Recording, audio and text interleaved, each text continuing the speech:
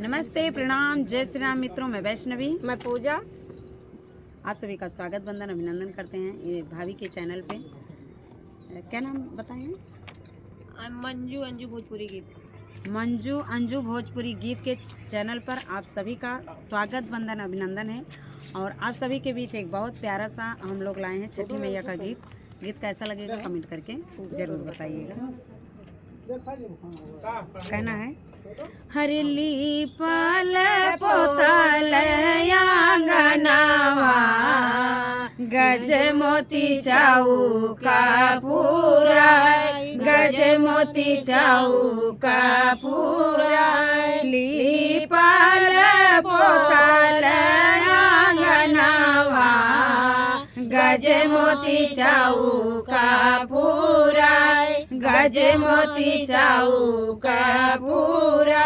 अरे दोहरा दाउरिया सासु साजवाली, हम दुवरिया धैले ठाड़, हम दुवरिया धैले ठाड़। अरे के ताना साजऊ सासु दाउरवा, के ताना साजऊ सासु दाउरवा, हम यार गनाही देव, हम यार गनाही देव। बालक बिना सुने मोरी गोदिया, हमारे कौना सहाय, हमारे कौना सहाय।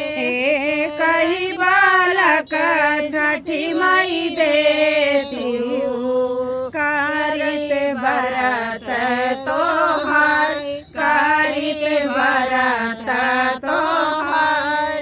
भोरावा यार हम दिए, भोरावा यार हम दिए। पूरा कर मना हमार, पूरा कर मना हमार। जोड़े जोड़े कोसिया भरब, जोड़े जोड़े जोड़े कोसिया हम भरब। मनसा पूरा होई हमार, मनसा पूरा होई